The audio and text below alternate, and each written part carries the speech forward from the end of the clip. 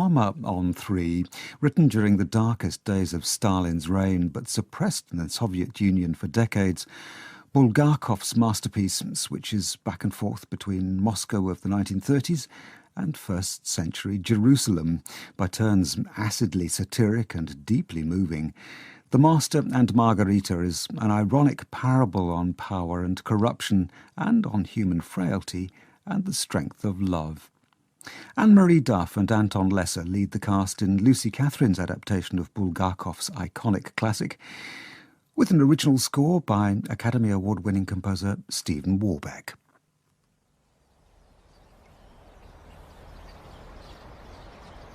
Роман «Мастер и Маргарита». Автор Михаил Булгаков. The Master and Margarita by Mikhail Bulgakov. Adapted by Lucy Catherine, with music by Stephen Warbeck.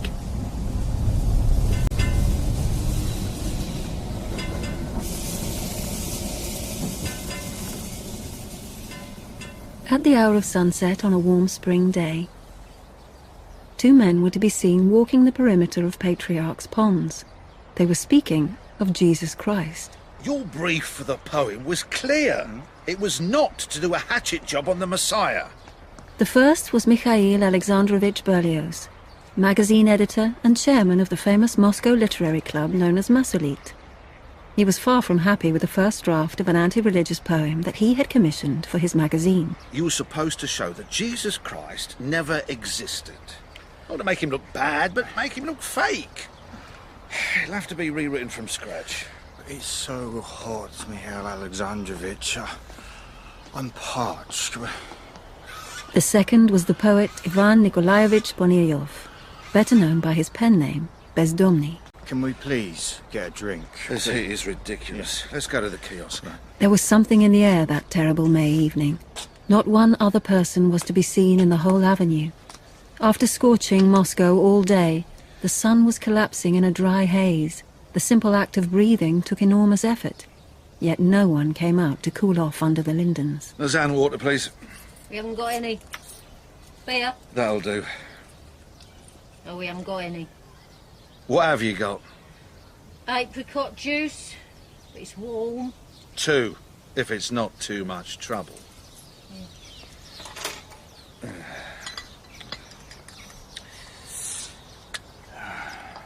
Thank you. A virgin gives birth to a living God in every Eastern religion. But Christians couldn't even create an original story. At that moment, something strange happened to Berlioz. No, that's impossible. Are you all right? What's... I need to sit down. I swear this heat is putting a strain on my heart. I just had some kind of hallucination. What did you see? A man, a tall, thin man, transparent, floating above the ground, wearing a jockey cap, looking at me with complete derision. I need a break, I'm working too hard. Where was I? Describing Christianity's plagiarism. Yes, exactly. The Phoenicians had Adonis, the Phrygians had Attis, the Persians had Mithras. Just then a man appeared in the avenue. All of them prototypes of Jesus Christ. Expensive grey suit, foreign shoes, a beret perched at a jaunty angle over one ear. Your poem was meant to show the New Testament for what it is, a work of fiction. Dark hair, crooked mouth, wearing gloves. In this heat. A German, perhaps? An Englishman? Excuse me, please. The subject of your learned conversation is so interesting. May I join you? Right eye black, left eye, for some reason, green. You were saying Jesus never existed. Would I be right in thinking you do not believe in God either? I promise I won't tell. I can deny God's existence with absolute freedom. Do you share his point of view? Absolutely. You are atheist? Yes, we are atheists. How wonderful. In our country, we no longer believe in fairy tales about God. I thank you with all my heart. What are you thanking him for? For providing valuable information. I am a traveller. I have not been in Moscow for many years. Allow me to introduce myself. My card. Professor Walland. Volland. Is that German? I suppose I could be German. You speak excellent Russian. What brings you to Moscow, Professor? I have a function to attend. And what is your subject? I specialize in black magic. I see you'd like to smoke. Which brand do you prefer? You have a variety of cigarettes on you, I suppose. Name your preference. Our brand. He took a huge solid gold cigarette case from his pocket. Diamonds set in the lid flashed with blue and white fire. Of course, the cigarettes were our brand. Light? If there is no God, one wonders who rules the life of man and keeps the world turning. Man rules himself. I beg your pardon, but to rule, one must have a precise plan worked out for some reasonable period ahead. Man cannot even be sure what will happen tomorrow. I have a pretty good idea what I'll be doing tomorrow, provided a brick doesn't fall on my head. A brick will not be the instrument of your demise. Perhaps you know exactly what will become of me. Let me look at you. Interesting. Your head will be cut off. Oh, really? By whom? A Russian woman. May I ask what you are doing this evening? Chairing a meeting in Mersalit at Griboyedov's. Impossible. Why? Because Anna has already bought the sunflower seed oil. In fact, she has already spirited. That meeting will not take place. Shame. I hear the food there is superb. The restaurant at Griboyedov's is the best in Moscow. Sadly for you, only card-carrying members of Mersalit are admitted. But I shall dine there after the committee meeting tonight. You are wrong about that. You are wrong about many things. Jesus did exist. Look, Professor, with all due respect to you as a scholar, I have a different point of view. It's not about point of view. He lived. That's that. There is no proof. There's no need for proof. It's very simple. The professor began to tell them a story. Early on the morning of the 14th of the spring month of Nisan, the procurator of Judea, Pontius Pilate, in a white cloak lined with blood red, shuffled into the arcade connecting the two wings of the palace of Herod. More than anything, he hated the smell of rose oil. The omens today were bad, and there seemed to be no escape from the stench of roses. He settled himself into a seat on the mosaic floor next to the fountain. Without a glance, he stretched his hand out to one side.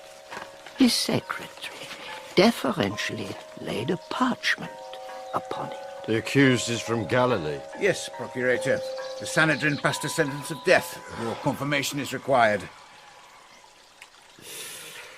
I have the hemicrania again. It's a terrible pain. This half of my head all across here. Any movement is agony. All I can smell are the roses. I'm nauseous. Why do the gods punish me? The prisoner, Procurator? Yes. Bring him in. The prisoner has been convicted of inciting the destruction of the Temple of Jerusalem. And he's already been beaten for it by the looks. Name? Yeshua Hanotsri. Where do you live? I have no home. I move from town to town. We have a word for that. Vagrant. Are you literate? Yes. Why did you incite the crowd at the temple? Good man. Believe me. You call me good man? Rumour has it I'm a vicious monster. Those rumours are founded on truth. Centurion, teach him the proper way to address me. The Roman procurator is addressed as hegemon. You understand?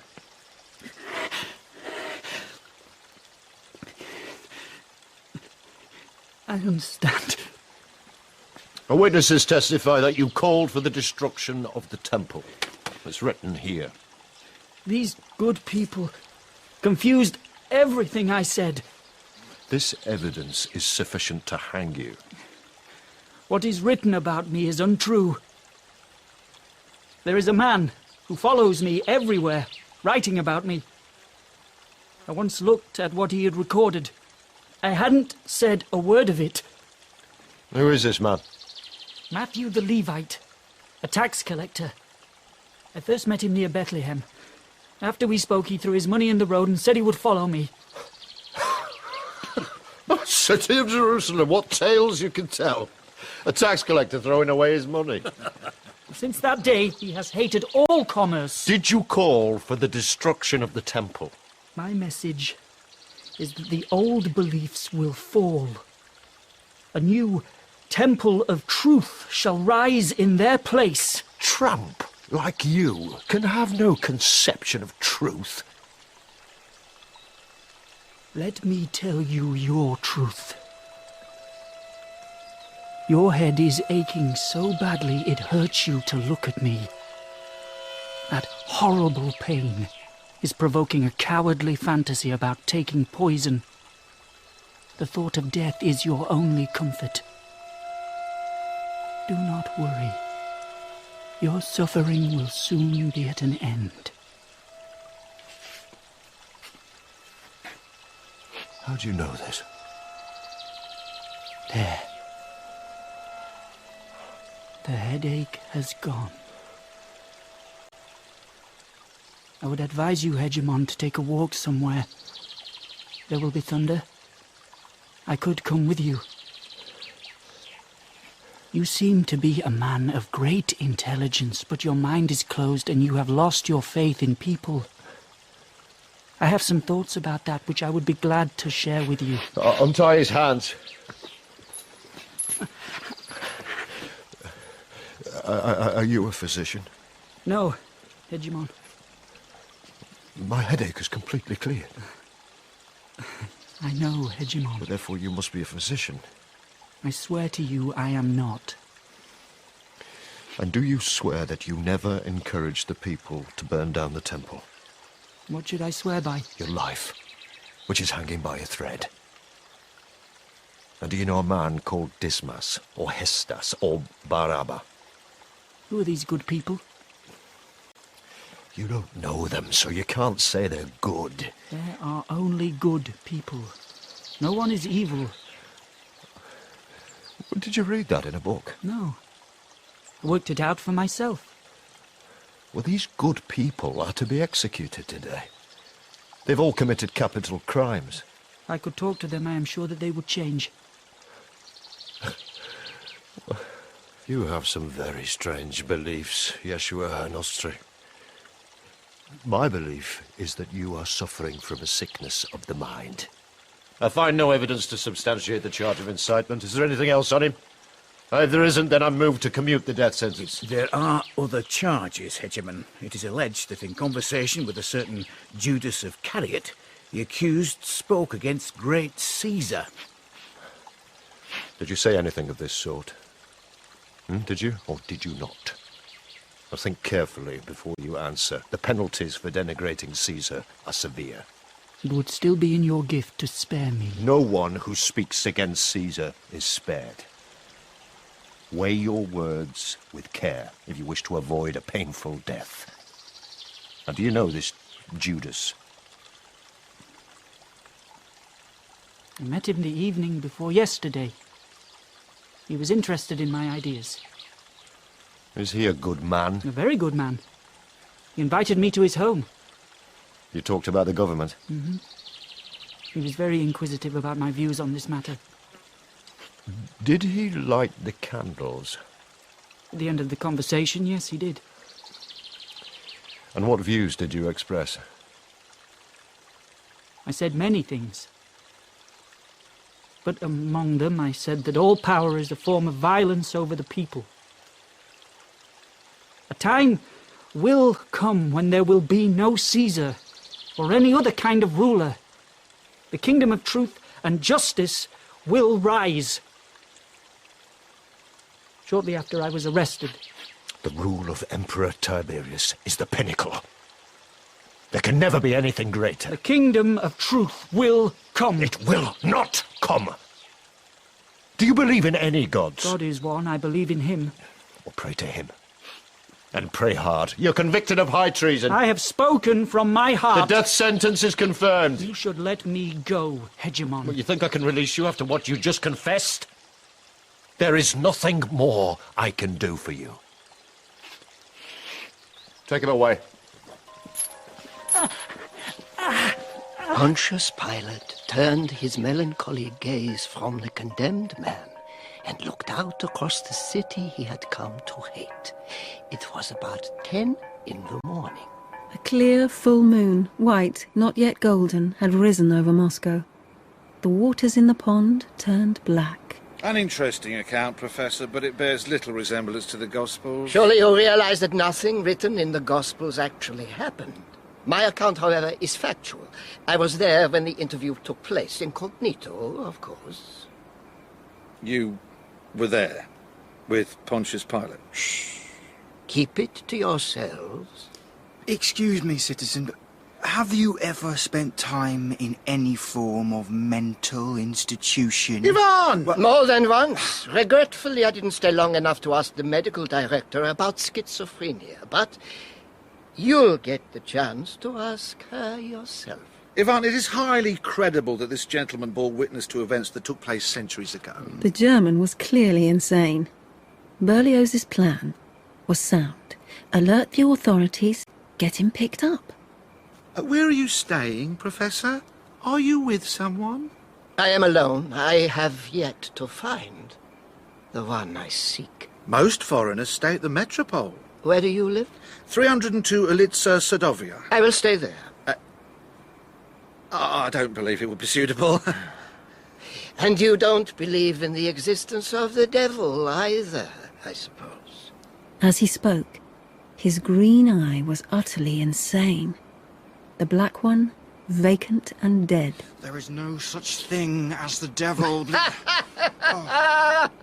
Whatever I mention, it doesn't exist. Calm down, Professor. Stay here a moment with Comrade Bezdomny. I'll make a quick phone call and we'll go with you. Help me find someone to stay, eh? Of course. But as a farewell request, say you believe in the devil. I'll ask nothing more of you. All right. Whatever you say. Goodbye, Mikhail Alexandrovich. At the exit, a very tall, very thin man wearing a jockey cap was busking with an accordion.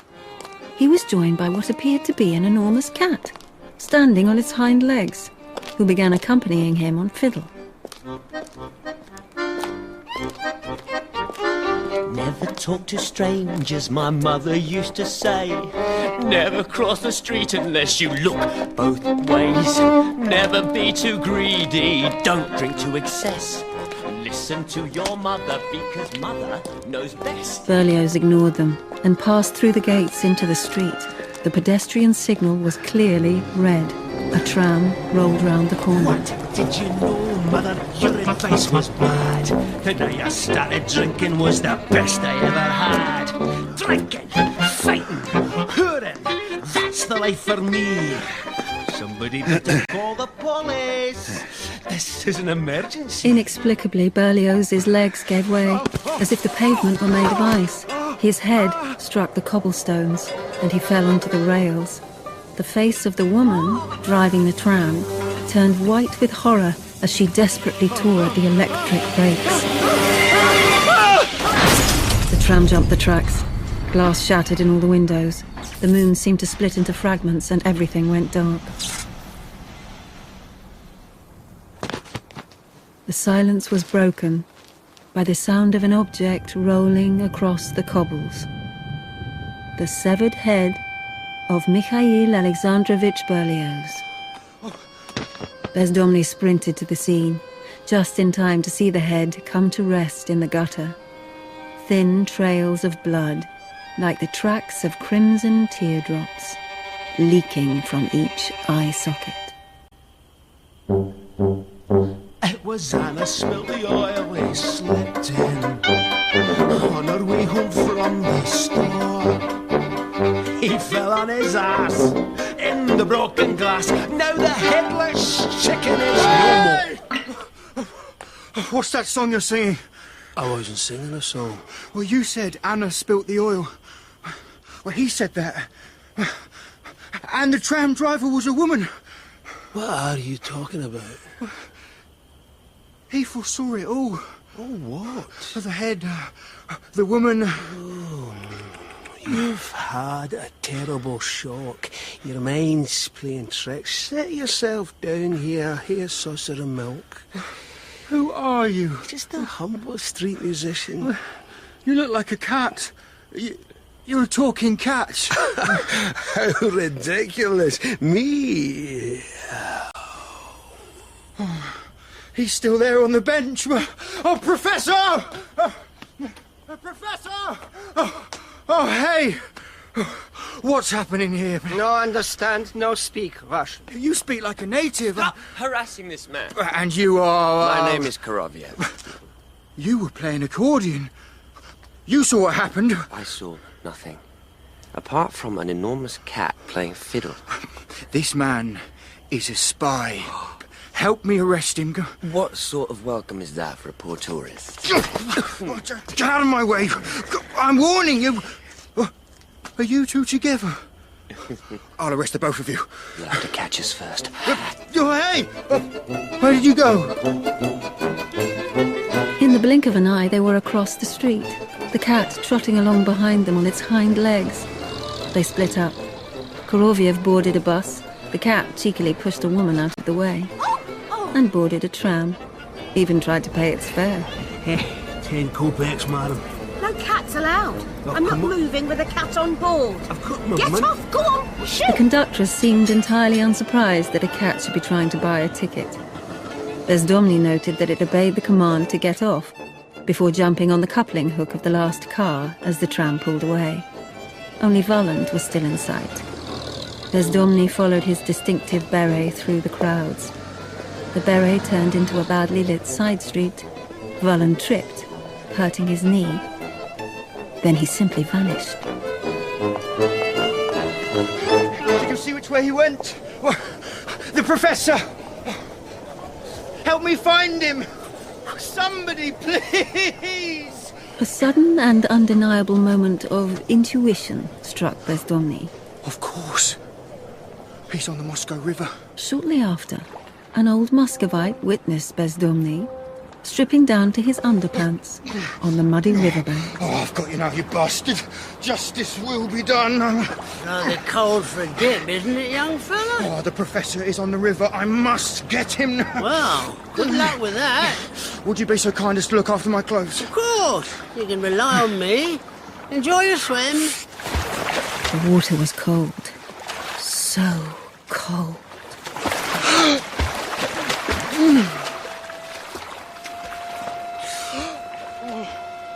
Back on dry land, he found his clothes were gone. The kindly old man entrusted with their care left nothing behind but a pair of old boots. Bezdomny had not only lost the Professor, he had lost his wallet, his keys, and a little of his faith in his fellow man.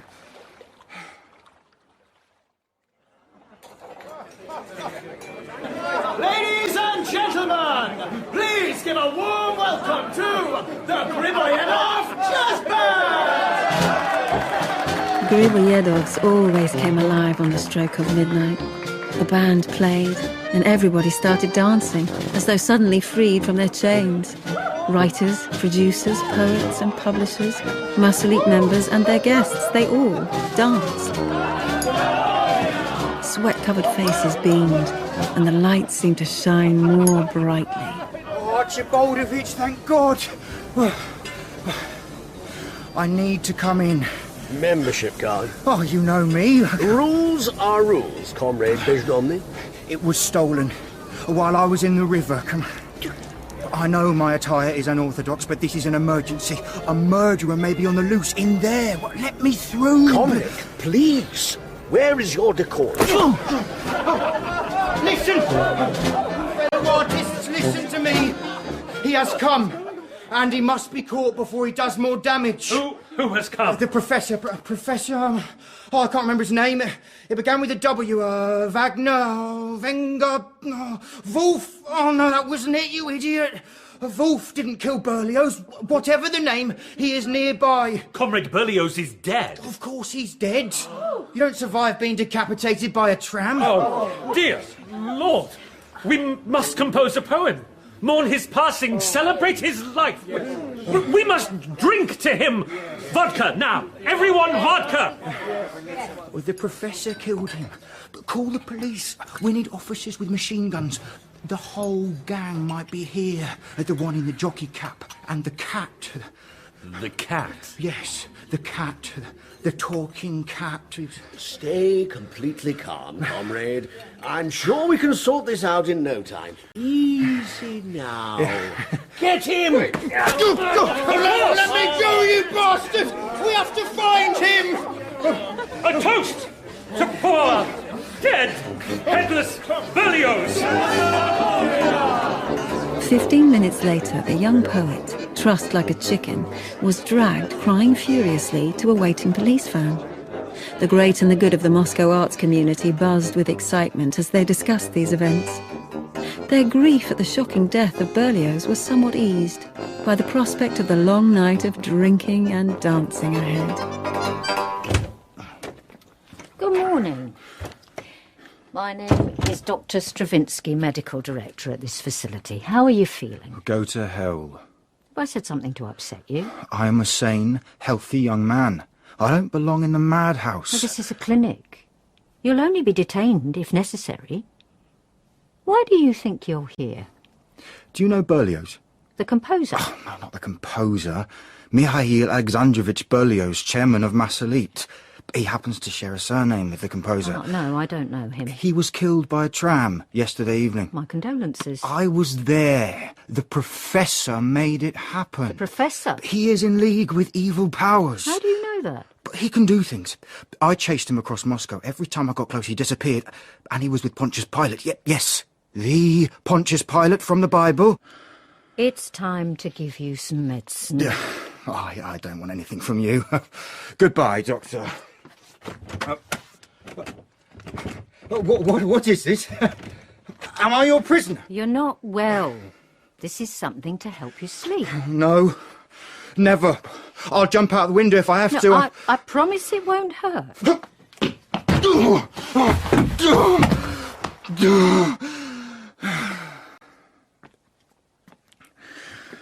That's quite some glass you use in your windows. Yeah, reinforced for the safety of patients. You're not the first person to try that. Now, while you're down there, I'll give you a little injection.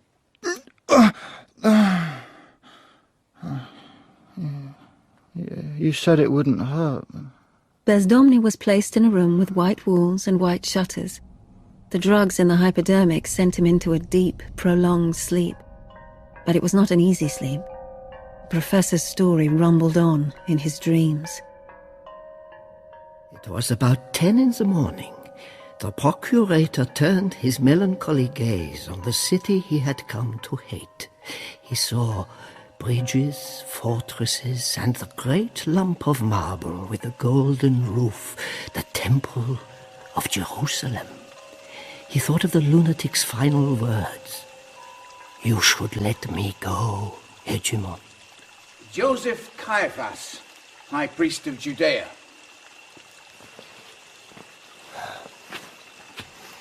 Shall we talk on the balcony? Out of this wretched heat. I am not permitted to do that on the eve of Passover. Oh, then we will roast here together. In accordance with law and custom, one captive must be released to honour the great feast. There are two candidates, Hanotsri and Bar Abba. The Sanhedrin requests the release of Bar Abba. I think there may have been a misunderstanding. I have examined both cases personally. It is the will of the Sanhedrin. Bar Abba murdered a sentry while resisting arrest. Hanotsri is a harmless madman. He's obviously the less dangerous. Release him. We request the release of Bar Abba. Did you hear me? A representative of Rome advises you to think again. For the third time, we request the release of Bar Abba. Oh, heat. It's unbearable and suffocating. A thunderstorm is brewing. Indeed it is. Beware, High Priest. Are you threatening me, Hegemon? I am not a mad vagrant like the man you wish to execute. I see exactly what happened here, involving a certain Judas from Cariot. You do know him. He lit the candles after speaking with her notary. A signal to those watching the house, perhaps. You must release the prisoner requested by the Sanhedrin. Our business is concluded. You will come to regret this. My people know your hatred and the suffering you bring, but we will never be destroyed. God will defend us. The Emperor himself will hear that you are shielding murderous rebels from death. And you will see more than one cohort here then. A legion at full strength will be under your walls. You will remember the day you sent a preacher of peace to his death. Preacher of peace? He is an agitator. You wish him released so he can stir up trouble. The weeping of your people will be bitter. The Sanhedrin has spoken. You must confirm the sentence. You must send him to his death. If you do otherwise, there will be anarchy. The execution will be at noon. Matters must proceed. Bar Abba will be spared and the lunatic will perish. We shall address the people immediately. It's time. A restive crowd occupied the square to hear the pronouncements of sentence on those accused. Violence was in the air. In the name of the great Caesar, 4 men found guilty of outrages against the law have been sentenced to die in a most shameful way. Crucifixion on Mount Golgotha. These men stand before you now. In honor of the feast of Passover, great Caesar will spare the life of one. The man to be released is Bar Abba.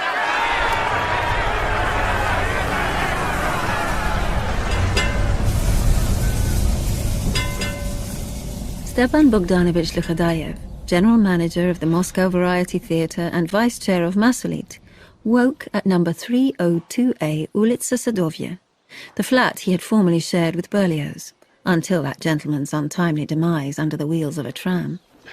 Lychodayev opened his eyes with a great bell tolling in his head, and a feeling of almost unendurable nausea. Good morning. It was exactly 11. What are you doing in my bedroom? We made an appointment to meet here at 10. Excuse me? Please, who are you? You've forgotten my name? Sorry, I had a little too much last night. Grunya! Aspirin! Aspirin won't do it. The old ways are the best. Like will cure like. Have a double vodka and something spicy to eat. Perhaps not. Grunya Grunya! mentioned that you owed her some leave, so I took the liberty of giving her the time off. Grunya is my maid. You had no right I got this for you. Oh, well, that's quite a spread. Vodka is the answer. Trust me. Try those little sausages. Absolutely delicious. Zdrovia. Oh, yeah. Oh. They're very good. Now have you remembered me? You must recall our conversation at the theatre office yesterday. I remember being there, but the details are hazy. I'll remind you. My name is Volland, Professor of Black Magic. Yesterday we signed a contract for a series of 7 performances, beginning tonight, for a total fee of 35,000 rubles. You asked me to meet you here at 10, in your flat, to discuss the small print. I have been waiting precisely 1 hour for you to wake from your stupor. You must excuse me. I lost a dear friend yesterday. Grief takes many forms. In your case, it was a liter of vodka and 4 hours spent trying to coax a young actress into bed. May I see the contract? Certainly. Oh, that appears to be my signature. Then all is well. My assistants will be delighted. Your assistants, where are they? Haven't you noticed them? This is Sharofiev. Good sausage. Behimos. Very good sausage. Peppery. He's a giant cat. What a perceptive observation. And this is my maid, Hella. She's naked. Yes, sir. When can I get something to eat? I'm so hungry. Patience, Hella. Now, we need a place to stay. Berlioz is dead, which helps, but there is still one person too many resident in this flat. That would be you, Lickadiah. You're such a scoundrel, you don't deserve the place. Getting drunk, seducing women, exploiting your position for personal gain. Driving around in a free car. And never doing a stroke of work. Hang on a minute. How you got to be theatre manager is beyond me. If you're a manager, then I'm a bishop. You don't look much like a bishop, Korofiev. That was my point. Think about it. Behemoth, kick him out of Moscow. No!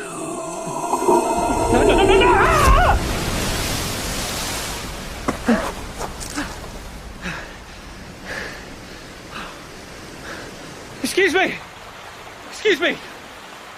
Could you possibly tell me where I am? You're in Yalta, at the seaside.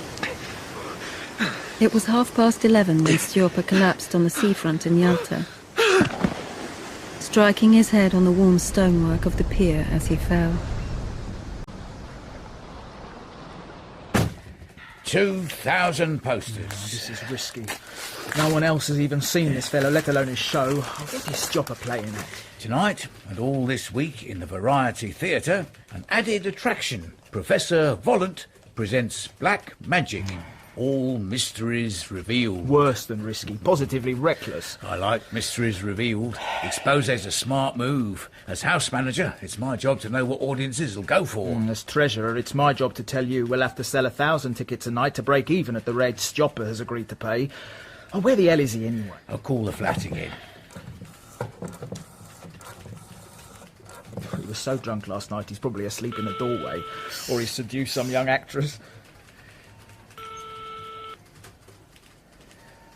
Maybe he's fallen under a tram like Berlioz. Yeah, here's open. Priority telegram for Variety Theatre. Thank you. Yalta to Moscow stop. Today, distressed shoeless psycho appeared Yalta police station claiming he... Manager Variety Theatre stop? Why Yalta police if Lihodyayev missing? He can't be in Yalta. It's over 1,000 miles away. Someone's playing tricks. Priority telegram for Variety Theatre. Another one? Do you want it or not? This Stjopa Lihodyayev stop. Please believe transported Yalta Volant hypnosis stop. Wire police confirm identity. It's impossible. We were with him yesterday. There must be an imposter at Yalta police station posing as Stjopa. Why would do that? And how would they know about Volant? Call the flat again.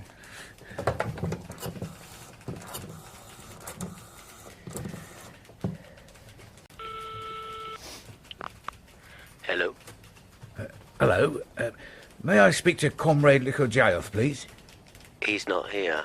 With whom am I speaking? This is Korofiev, assistant and interpreter to Professor Volant. Volant's there? Of course. Where's Lihodyayev? He went out of town for a car ride. When will he be back? He didn't say. He just said he needed some air and would return later. Don't send him any money, will you? He'll only drink it away. Sound advice. Well, thank you. Please tell Monsieur Volant that his act will start after the second interval. Of course. It will be a great show. A brilliant success. Goodbye. He isn't in Yalta. He's gone for a drive. Hang on. I've got it. That new Turkish place out the Pushkino. That's called the Yalta, isn't it? Oh, yes, you're right. It is. Stjopa drove out there, got drunk, and has been sending us telegrams as a practical joke. Oh, that must be it. Priority telegram. Oh, not you again. Once identity confirmed, wire 500 rubles Yalta stop. Fly Moscow tomorrow stop. This isn't from Pushkin. Look. It's marked as coming from the Crimea. He's gone mad. All we have. Take the 500. Wire it to him. What? If he really is in Yalta, we have to bail him out. But it might not be. Either way, he'll pay it all back. I'll make sure of that. With the 500 in his briefcase, Varienucha set off for the telegraph office to wire the money. The foyer was in chaos, with a huge crush of citizens trying to get tickets for the black magic show. It took him almost 10 minutes to get out into the street.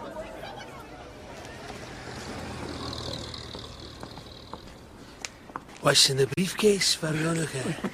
Wouldn't there be money for that reprobate like a Dayev, would it? I don't speak to cats. It was made very clear to you not to send him money. He may be in desperate trouble. Oh, I think we'd better explain it to him again, Karofiev. Varienucha was harshly manhandled into a nearby toilet block. Say hello to our friend, Ella. Please. No. What's the matter?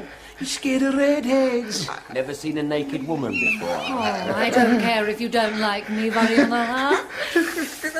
Leave me alone. Oh, I like you. I like you so much. I'm going to give you a kiss. Hold my hand, darling. You're so cold. Cold as the grave. And I'm hungry. I haven't fed in such a long time. Come on, kiss me.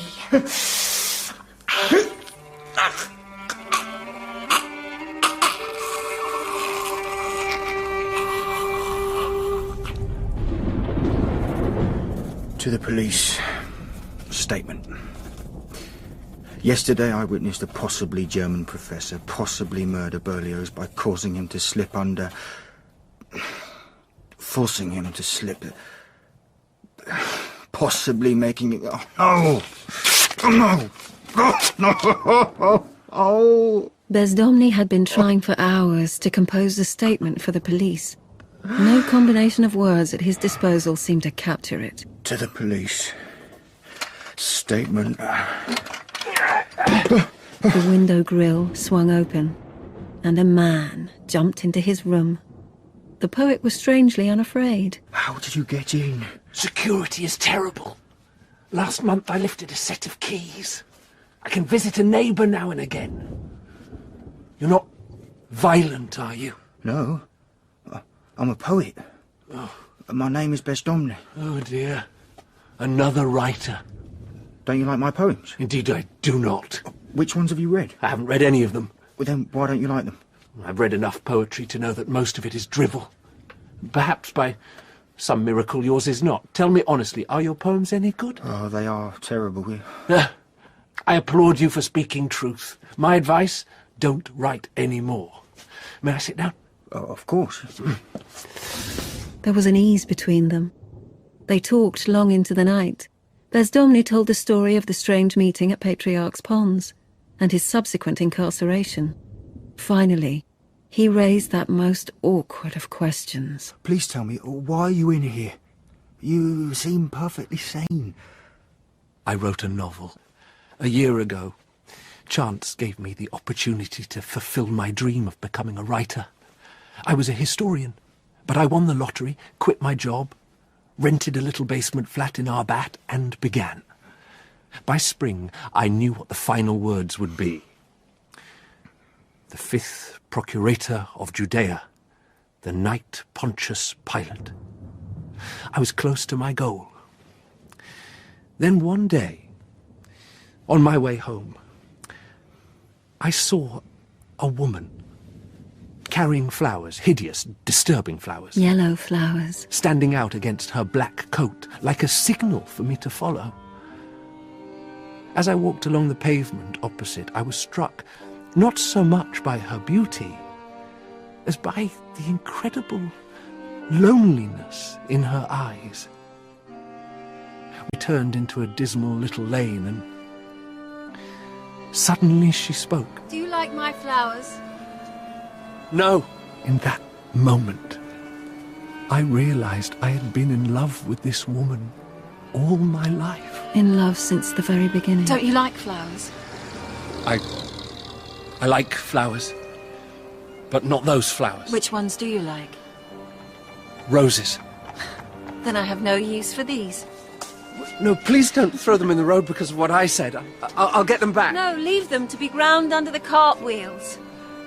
I never want to see another flower. Unless it's a rose. She slipped her arm through mine, and we carried on together in silent accord. Meet me tomorrow. By the river. Love jumped out at us like a murderer. Love assaulted us, pushed us against the wall, put a knife to our throats. I will. We became lovers. She came to me every day at noon. The strain of waiting for her to knock at my door gave me hallucinations.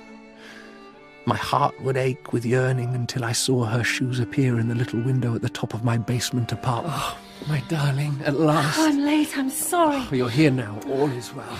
I had to wait for my husband to leave for work. I don't want to think about him. How did your writing go this morning? Slowly. Did you get anything done? A little. Let me read it. Later. No, now. Everything else can wait. Your work is the most important thing. You are more than just a writer. You are a master. She read and reread my work. She inspired me and drove me on. I can see her now. Squatting down by the lower bookshelves, poring over every word. At times I was jealous of my own novel for getting so much of her attention. But did you finish it? The final typed and edited manuscript was ready in August. I took it to a publisher, a man called Lutunsky. At that moment, my life came to an end. I became as I am now, ruined. So you are the author of this piece? Yes, comrade Lutunsky. Have you read it? I have examined it. And? Where did you get the idea to write a novel about such a curious subject? Are you interested in publishing it? Publishing? Forgive me, but the very idea is amusing. Why?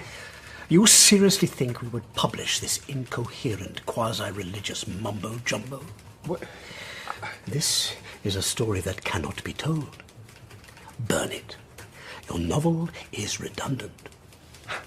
Articles began to appear in the newspaper attacking Pilatism. There were thinly veiled denunciations of me and my work. Failure withered my soul. I began to be afraid of everything. I slept with a light on. My beloved burned with hatred for Lutunsky and the whole establishment. Given the chance, I would have killed him. She lost weight. She stopped laughing. One dark winter evening, I reached my limit. It felt like the night was about to burst through the windows and flood in, drowning me in a black ink. I lit the stove, gazed into the flames. Something terrible has happened to me, my love. Come. Please come. I would have if I'd known. I took the typed manuscript. All the handwritten drafts began feeding the flames. The paper was damp, but I persevered until the whole novel, resisting to the end, was destroyed. On some pages, text could still be deciphered in the ash. I beat it with a poker and drove all my wasted words into oblivion. All except the tiny fragment I found beside the stove next morning. Did you burn all the rest? This is all that remains. Why? I hate it. I feel afraid. I'm sick. I am going to save you. I'll make you better, and you will write it again. No. This is the price to be paid for lying. I won't lie anymore. I'll tell my husband. I'll go home and tell him in the morning. Tell him I love someone else, and then I'll come back to you forever. It will be a living hell with me. I don't want you to perish as I will perish. I will happily die with you. I'll be back tomorrow morning. Don't be afraid. Just a few more hours. I'll be back. Those were the last words I heard her speak. They found me wandering in the snow and put me in here. Poor woman. I only hope she has forgotten me. I will never forget you. You should write. Let her know where you are. Oh, a patient in the madhouse? What good could I be to her? It's nearly midnight and the moon has set. I must go. Go and stay. Please. Tell me what happened afterwards with Yeshua and Pilate. The Professor can do that better than me. You shouldn't have treated him so rudely. You are paying for it now. What do you mean? You're locked up, aren't you? Still, you got off lightly. At least you kept your head. Who is he? Yesterday at Patriarch's Pond, you met Satan. Welcome back to the third and final act at a sold-out variety theatre. I saw a friend the other day and said, "Why weren't you at the show earlier? Half the city was there." He replied, "I live in the other half." Now, let's strike up the band and give a warm Moscow welcome to the famous black magic artiste, Professor Volant!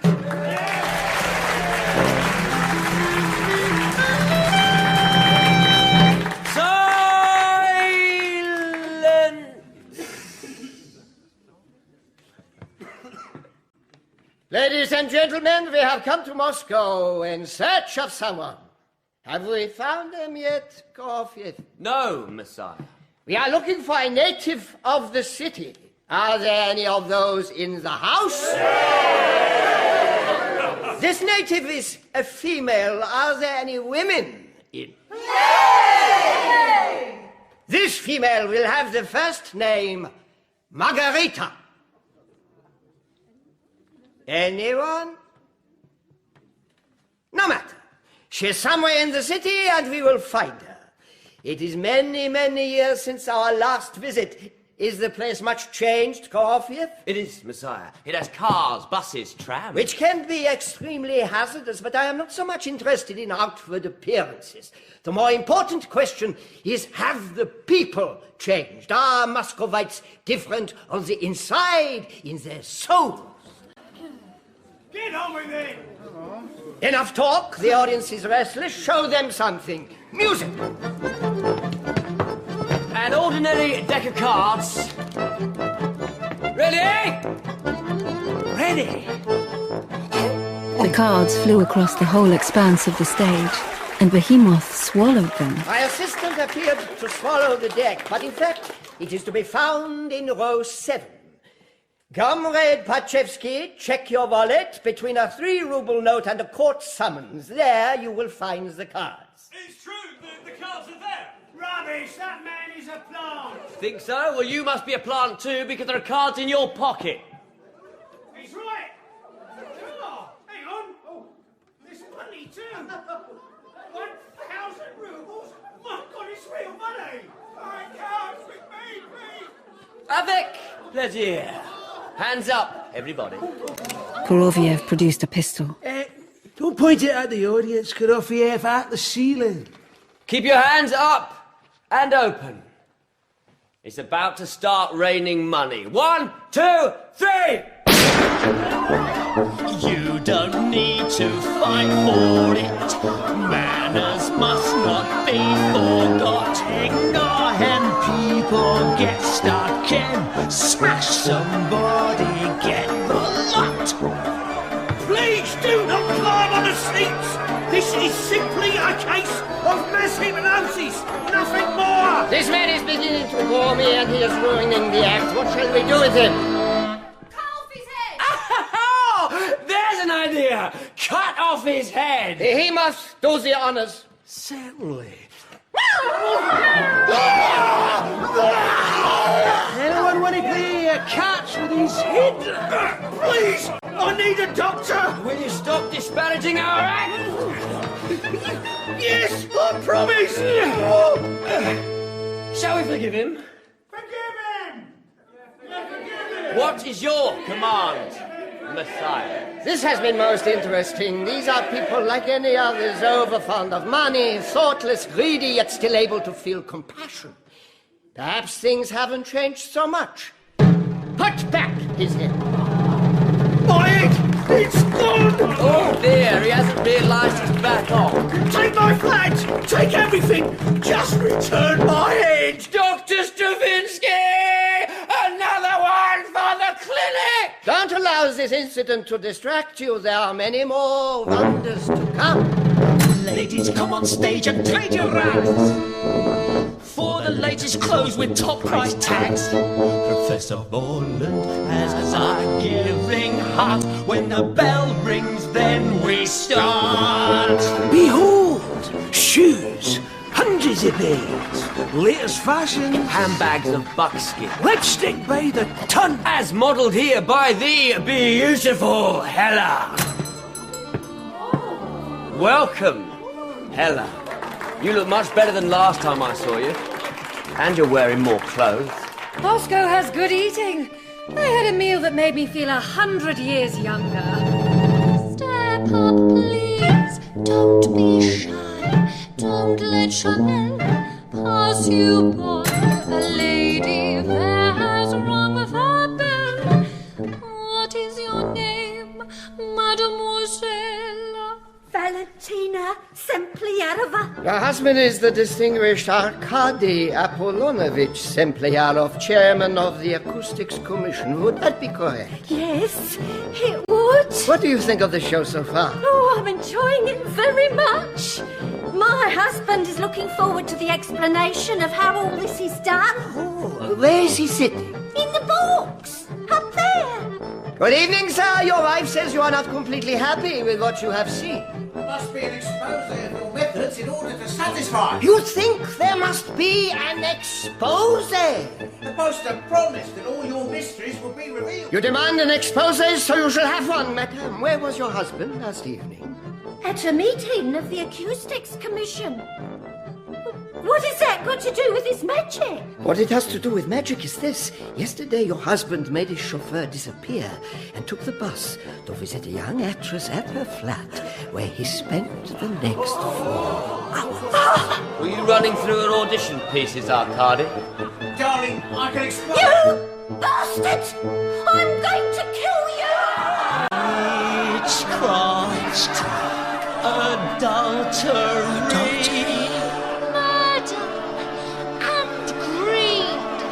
Fornicating drunkenly, leaving others in need. Gluttony, envy, helplessness, sloth. Our revels are ended. It's time we won. Suddenly Volant and his retinue melted into the air. The show, it seemed, was over. 37, 38, 39, 40. Oh, 40,000. This can't be right. 1, 2, 3. Oh, God, you gave me a fright, Variana. Where the hell have you been? It's almost morning. I thought you'd have left by now. Oh, after what happened here. Haven't you heard? No. Volant offered designer outfits as part of his act. Naturally, most of the women in the audience took him up on it. When they came out of the theatre at the end of the show, the damn things disappeared. There were literally hundreds of women on the street in their underwear. Doesn't sound so bad. Oh, think of our reputation. We'll be ruined. But you've got all that money. Oh, this isn't the box office. These are magic rubles he rained down from the ceiling. We frisked the front of house staff before they went home. What you going to do with it? Oh, I should hand it in. Then again, unexplained income can lead to all sorts of problems. Oh, is everything all right, Variana? What? Why are you opening the window? Come and stand here under the light. Let me have a look. No, take it away. Good God, man, you're so pale. Hang on. What? That can't be. What? You're not casting a shadow. Come in! Come in! I've got one for us! Good boy. You have done well. Variana, what is this? Give yourself up to it, Rimsky. I promise it won't hurt a bit. Come to me. Let me give you a kiss. She stinks of the grave. Quickly now. There's no time to lose. Come to me now. I command you. Oh, God. late. Daylight is coming. We must go, Variana. Where? We'll fly out of the window. Take my hand. Quickly.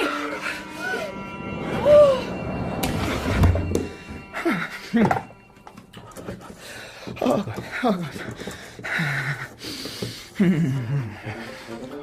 Come on. Yeah, I need a cab from the Variety Theatre to Leningrad Station immediately. I'll pay whatever you want. I've got plenty of money. I have to get out of this city. Now! Oh,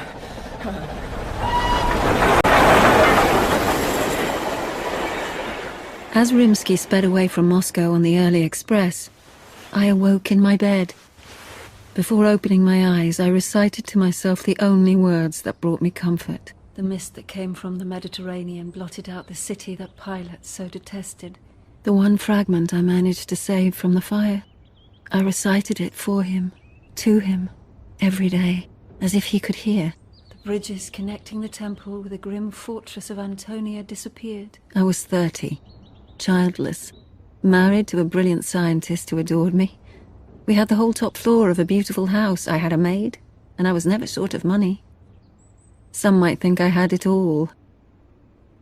Yet since the master disappeared, there was a gaping wound in my heart. The murk descended and obliterated the winged gods above the hippodrome, the markets, the alleyways. Jerusalem, the great city, vanished as though it had never existed.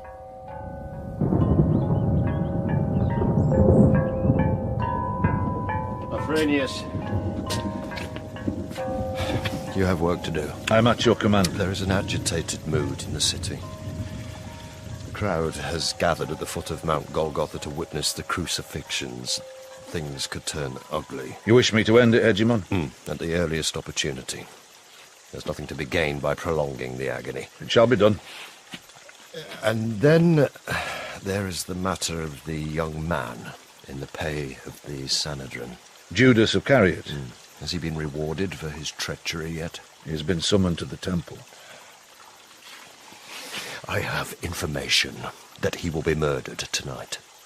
I ask by whom? Well, as chief of my secret service, perhaps you should tell me. I have it on good authority that he will die, and the blood money will be returned to the high priest with a note saying, "Take back your accursed money." You imagine how pleased the high priest will be. This would cause a major scandal. I agree. It will damage him enormously. Now, the assassin has a difficult task.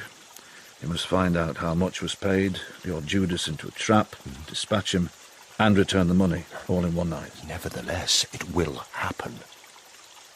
Do you understand me? I do. Thank you. You are a good man, Afranius.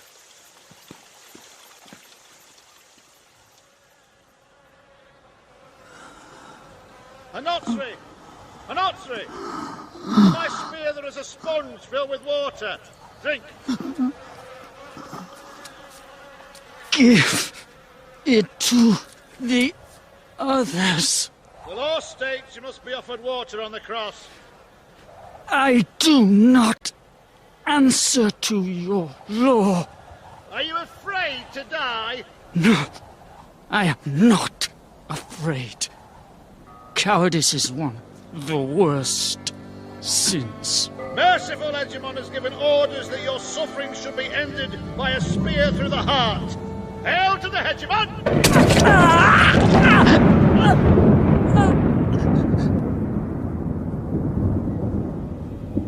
Jerusalem, the great city, vanished as though it had never existed. As I recited the fragment over and over, like a mantra, I remembered a dream. I was looking out across a desolate plain. In the distance was a hut. The door flew open, and there he was, beckoning to me. Perhaps he was dead and calling me to join him. Or perhaps the dream was an expression of my longing. Either way, I felt something had changed. Today would be different.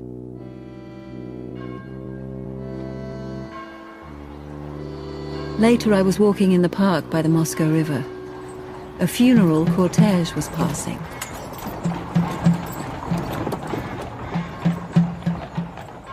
Now there's a sight sight you don't see every day. They're burying the body, but they can't find the head. What? That's Berlioz's coffin. The late chairman of Massalit. He was lying in state at Griboyedov's when his head mysteriously disappeared. How could such a thing happen? Oh, Wager Behemoth was involved. His dirty paw prints were all over it. Behemoth? An associate of mine. Did you say Massalit? I did. Then this is a literary funeral. The mourners are writers and publishers and the like. Yes. Is a publisher called Latunsky amongst them? He's one of the pallbearers. Directly behind the hearse. You know, he has a 4-bedroom department to himself in the new Dramleet building. Beautifully appointed. All the modern conveniences. Lucky fellow. Why do you ask, Margarita Nikolaevna? Do I know you? Not yet, but I have been looking for you. Have you come to arrest me? Nothing of the sort. I bring you an invitation. A distinguished foreign gentleman requests the pleasure of your company this evening. You are mistaken. I am not that sort of woman. The murk descended and Jerusalem, the great city, vanished as though it had never existed. What organisation do you belong to? How could you possibly know those words? They're on your mind. A simple act of divination. Can you tell me anything about their author? The one you call the Master? Yes. Is he alive? Tell me. He is alive. Oh, God! Please, don't make a scene. I'm sorry. The gentleman's invitation is quite harmless. What does he want me for? Is it sex? Any woman in the world would be envious if it were, but this is not the purpose he has in mind. Will you agree to meet him? I'll do it. I'll do anything.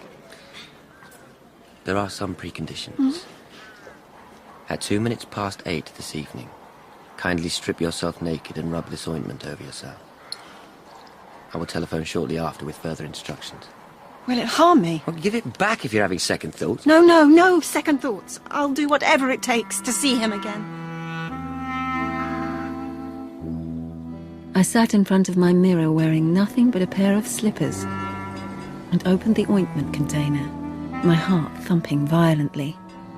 Inside was a greasy yellowish cream that smelt like a swamp. I closed my eyes, dipped my finger in, and massaged some into my forehead. An immediate tingling sensation. I looked in the mirror. My skin is shining. It glows. I look like a girl of 20. Joy shot along my limbs. I felt free of everything. I knew I was leaving my old life forever. I scooped up great handfuls, smearing it all over myself. I felt lighter than I had ever been, lighter than air. I wrote a note to my husband. Forgive me and forget me as quickly as you can. You only ever showed me kindness, but misery has turned me into a witch. Don't try to find me. Margarita. Hello? Are you flying yet, Margarita? I can fly. As you fly over the garden gate, shout, "I'm invisible." Come to Sadovia Street. I'll be waiting. There's something at the window. I've sent you a broomstick. Get on it. It's more comfortable for longer journeys. I jumped out of the window and flew away. Over the garden gate. I'm invisible! I'm invisible! Then following the river towards the city. As I flew past the Arbat, my attention was caught by a newly built block on one side of a fine square. Dramleet House over the doorway in gold lettering. I scoured the name board until I found Latunsky, flat 84, 8th floor. Looking through the windows, it was obvious he was out. He must have been born under a lucky star. I smashed my way in through the window and destroyed everything that belonged to that coward. Then onto Sadovia Street. Madam, welcome. He's waiting this way.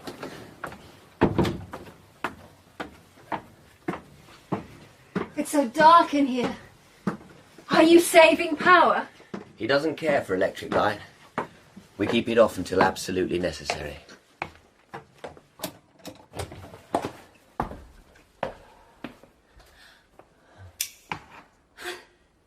Incredible.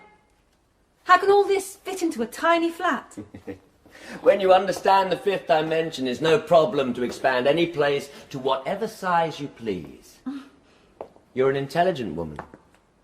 You have guessed who your host tonight is. Perhaps. Let us dismiss all uncertainty. Every year, Messiah gives a ball, known as the springtime ball of the full moon, or the ball of 100 kings. Messiah is a bachelor, but there has to be a hostess. It wouldn't be proper not to have one.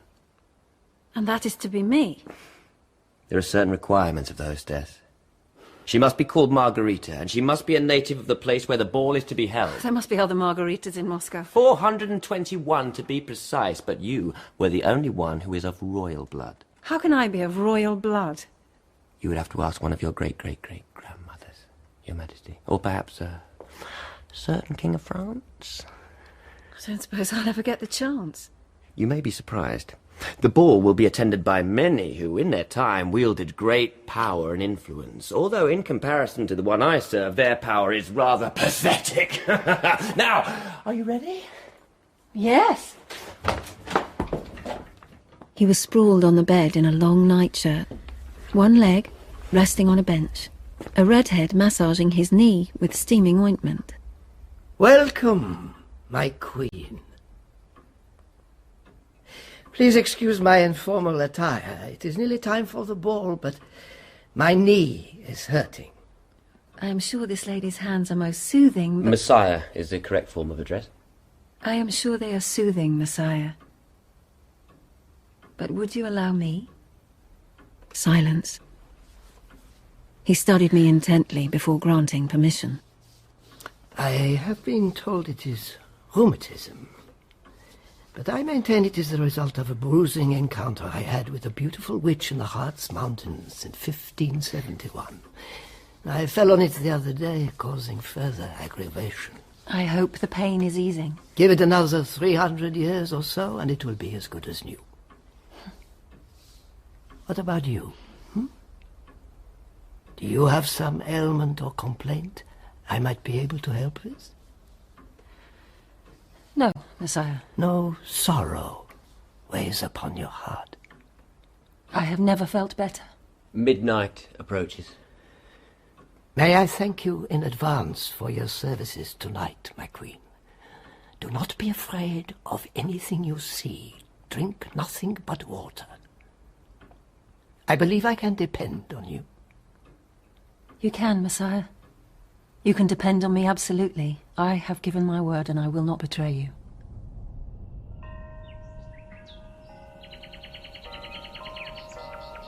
Nisa! Nisa! Where are you? I'm here. The nightingales are singing. Judas of Cariot. Who wants to know? Nisa won't be coming. I told her to say she wanted to meet you here, to listen to the nightingales. Beautiful, aren't they? What do you want with me? How much did the Saracen pay you to betray Yeshua Notzri? Be honest, or you will die. 30 tetradrachms. Please don't hurt me. This was the price of the madman's life. Wait, it's yours. Here, take all of it. Spare me, please. Hail to the hegemon.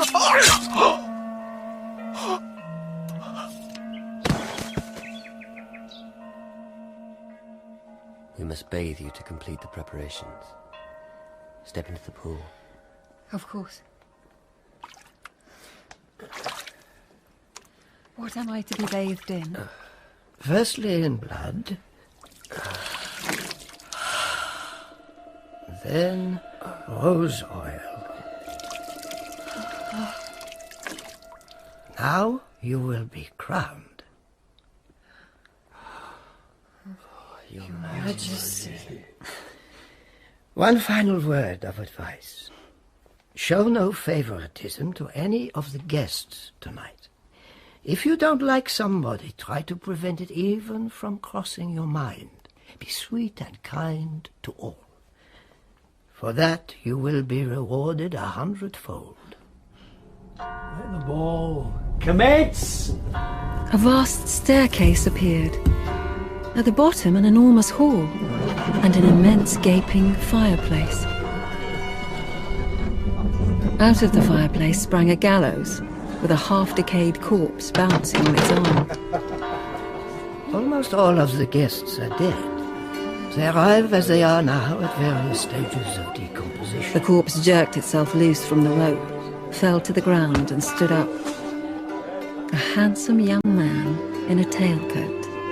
Once they drag their sorry carcasses here, they assume the form they had in life for the duration of the ball. It's easier on the eye that way.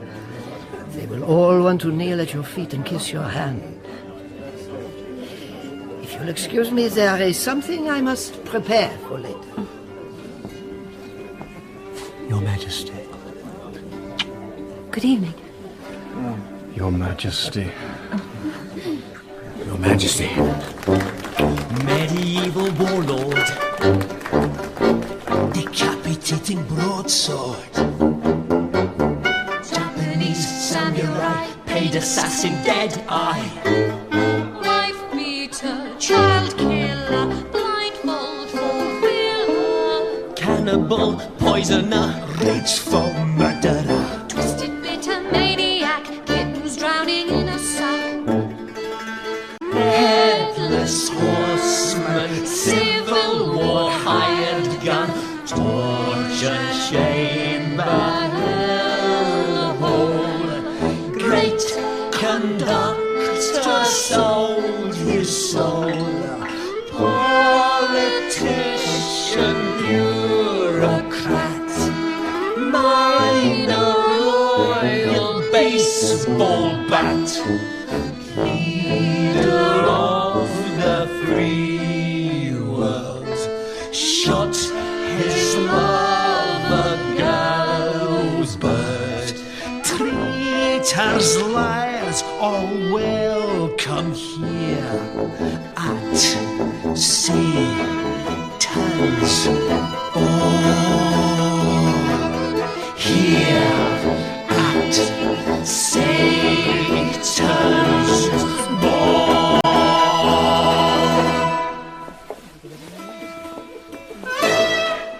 Countless couples circled the mirrored dance floor with amazing dexterity.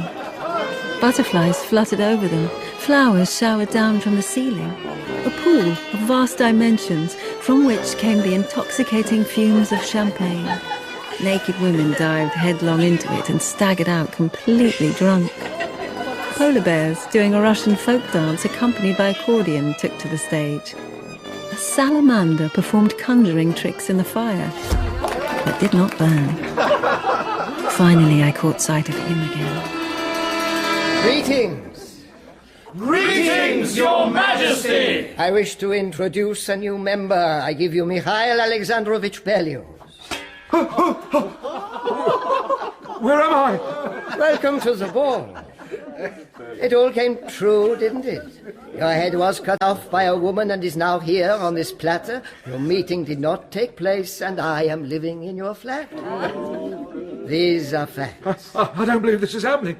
It's all some kind of terrible dream. You would argue that when a man's head is severed, he dies. End of story. My guests might dispute that logic. This is how I see it. When a man dies, he meets his end in accordance with his beliefs. When my sword touches you, you will be cast into the void. I will turn what remains into a drinking vessel and raise a toast to eternal life. Be gone. He touched the blade on the top of Berlioz's head. The flesh instantly dissolved into the ether, leaving behind nothing but a bleached white skull. Now the flesh is rotted, we need something to fill it with. Baron Michael, step forward. Greetings, Your Majesty. Baron Michael is unusual, my queen, in that he is still living. He works for the Entertainments Commission, guiding foreign tourists around Moscow. According to colleagues, he has an unquenchable curiosity. The rumors about him include words like eavesdropper, snoop, and spy. He is here tonight intent on gathering as much information as he can and taking it back to those who would like to know. I hope I have not offended you in some way. Well, you had no more than a month to live anyway, Michael. Your presence here merely accelerates the process. Behemoth held the pistol this time. Please, don't shoot.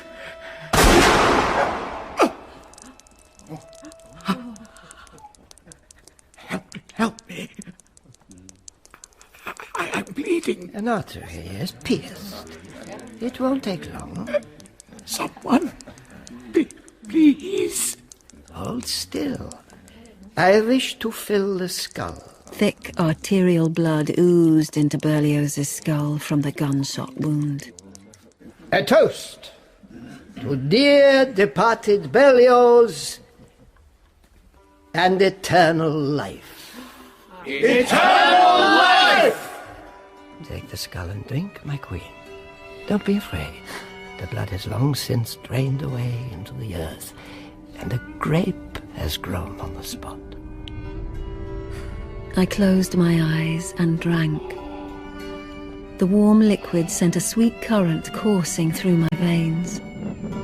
My ears began to ring, and everything seemed to fracture and dissolve.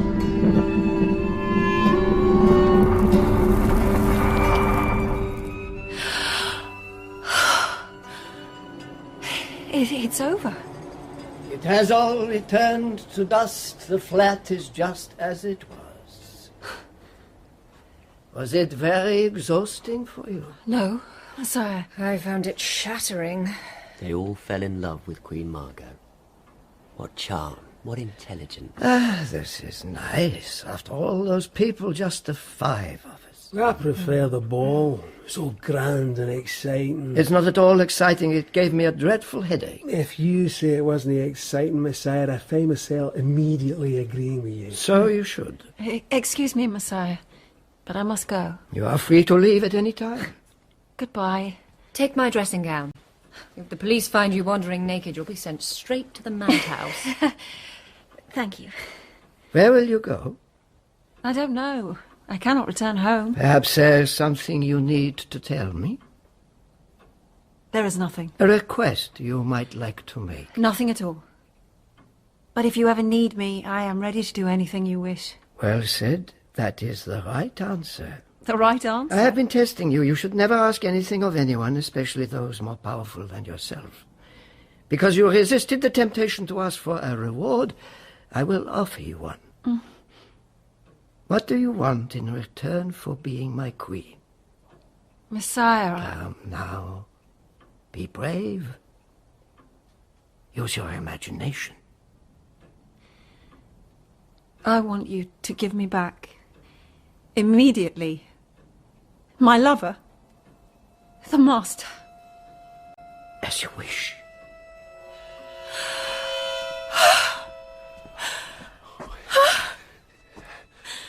My love. It's you. It's you. It's you. Do not torment me. I'm getting hallucinations again. Don't be afraid. I'm here. Please. I can't cope with this. Oh, you look exhausted. Sit down over here. Who are you? I'm no one.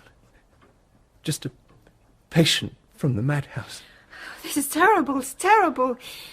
He is a master, not a madman. Do you know me? I know Bezdomny, the poet you met at Patriarch's Pond. Why does Margarita call you a master? It's a weakness of hers. She has too high an opinion of a novel I wrote about Pontius Pilate. Extraordinary in this day and age to write a novel about such a curious subject. Let me see it. I burned it in my stove. That cannot be. Manuscripts don't burn. Behemoth, get me the novel. There it is, Messiah. That's it. That's the manuscript. Put it back in the flames. You wish to give up writing? My inspiration is dead. I no longer dream. I have no interest in anything anymore except her. Do not torture me. Your novel is everything. I cannot go through it again. It drove me to madness the first time. I was persecuted. If I started again, the authorities would pick me up and throw me back inside as soon as they could. Because of your record? Exactly. These records. Thank you, Koroviev. You got the police and the medical files? Yes, Mr. Burn them. Destroy the document, and you also destroy the man. There. The authorities have nothing on you. You are free. We must bid you farewell. Goodbye, Your Majesty. Goodbye, Your Majesty. Goodbye, Your Majesty. Goodbye, all of you. And thank you. Goodbye, my queen. Goodbye, Messiah. Close your eyes. I will send you back. I held the master's hands. We closed our eyes. In an instant, we were alone in our basement. It was dark outside. The fire in the stove cast a comforting light across the room. Are you all right, my love? I am tired. Let me read to you. It will help you get to sleep. I would like that. Sleep at last took pity on the hegemon towards midnight. A long ribbon of moonlight stretched in through the window and reached the bed. As the procurator drifted away from reality, he set off along that path of light straight up towards the moon. The executed vagrant walked by his side. Cowardice is one of the greatest sins. No, philosopher, I disagree. It is the greatest sin of all. You and I will always be together. Whenever people think of me, they will think of you. Pray for me. I watched him sleeping. Moonbeams played across his trembling eyelids. I meant to keep a silent vigil till dawn, but sleep stole in and took me. I dreamt of a great stone house high on a hill, looking down over Moscow. The professor and his entourage sitting on a terrace there. An interesting city, is it not? I preferred Rome, Messiah. What's that smoke over there, on the boulevard? Kryboyedov's is on fire. Behemoth, did you pay the place a visit? I was refused entry. Apparently it's members only. That must have been upsetting. Oh, indeed. I was burning with rage. Your enemy is hungry, feed him. If he is thirsty, give him a drink. Who invited you? I have come to see you, spirit of evil, sovereign of shadows. To what purpose? I have read the Master's work. You should reward him with peace. At your behest. Is it hard for you to do? Nothing is hard for me to do. Why don't you take him to the light? He doesn't deserve the light. He deserves peace. So does she that loved him and suffered for him. Thank you for your input. We'd never have thought of doing that without you. Good evening. Cannot return your greeting. Do not wish anything good for you. Just go, will you? We'd like to get back to admiring the view. Good morning. How do you feel today? I can't remember the last time I felt this good. Oh, the professor has that effect on people. You're an intelligent woman. Do you really believe we spent last night with Satan? Absolutely. It seems we have two lunatics in the house now. One lunatic and one witch. Greetings, Your Majesty. Koroviev! What a pleasant surprise. You remember Koroviev, my love. He's an emissary from the devil. Messiah sends his regards and invites you to take a little excursion with him, if you wish, of course. Well, we would be glad to. He also sent you a bottle of wine, Falernian, as enjoyed by Pontius Pilate. The bouquet is divine. May I propose a toast? To Volland. To Volland. To Volland.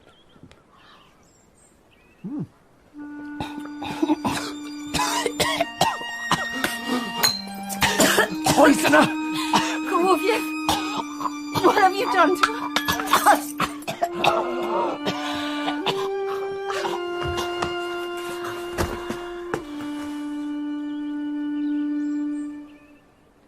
There's no need to be nervous. You'll both get up again in a moment, and then the journey will begin. The thunderstorm is about to break, and the horses are pawing the ground. Get up. Get up! And we rose, leaving our lifeless bodies for the neighbours to find. In the courtyard, we mounted the horses waiting there. Soon we were galloping above the rooftops of Moscow. Wait! There's someone I need to say goodbye to! Down, following the course of the river, through the madhouse garden, along the balcony, and in through the grills on the window. Well, I've been waiting for you. I've come to say goodbye. I'm flying away forever. Did you meet him? Yes. Well, I'm happy you came. Let me tell you, I won't be writing any more stupid poetry. I've come to realise many things lying here. You must write the sequel to my novel. But won't you be doing that? My writing days are over. They're calling me. Wait! Did you find her? Had she been faithful to you? She is with me now. She's beautiful. Poor boy. I'll kiss you, and everything will be all right. Farewell, disciple. Farewell. How sad, ye gods. How sad the world is at evening. How mysterious the mists over the swamps. You will know it when you have wandered astray in those mists. When you have suffered greatly before dying. When you have carried an unbearable burden. You will know it too when you are weary and ready to leave this earth without regret.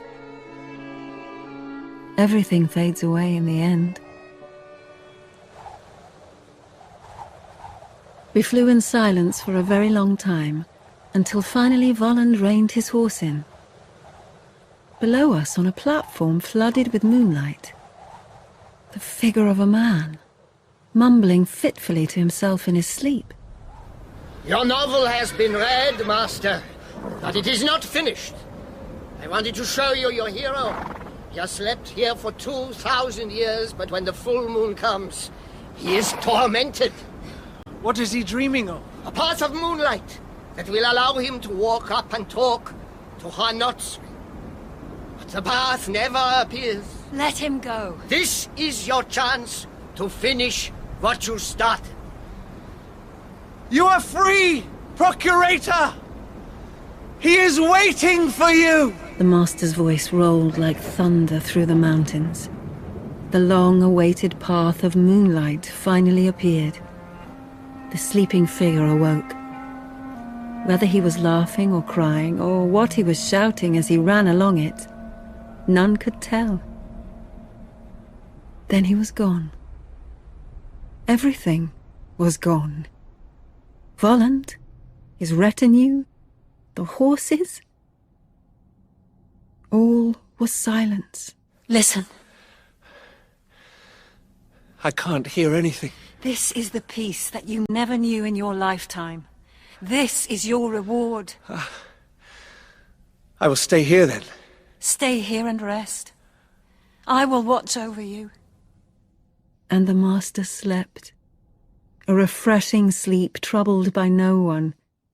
Not even the 5th Procurator of Judea, the knight, Pontius Pilate.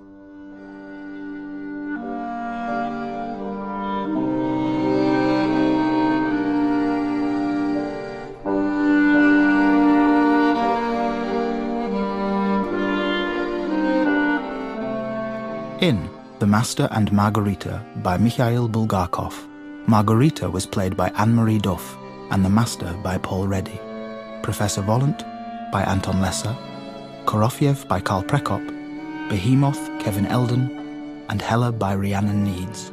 Pontius Pilate was played by Paul Hilton, Yeshua Hanotsri by Edward Hogg, Caiaphas, Sam Dale, and Judas by Mark Edel Hunt. Bezdomny was Sam Valentine, Berlioz, Stephen Critchlow, Stravinsky, Jessica Turner, Stiopa, Ian Conningham, and Varionacha was David Acton. The compere was David Hounslow and the tram conductor Aisha Antoine. Original music was composed by Stephen Warbeck. The accordion was played by Eddie Hessian, violin by Bogdan Vacarescu, clarinet and bass clarinet by Sarah Homer, tuba by Orrin Marshall, banjo by Stephen Warbeck, and percussion by Rob Millett. Sound design was by Colin Guthrie and Caleb Knightley. The Master and Margarita was adapted by Lucy Catherine, and the director was Sasha Yevtushenko.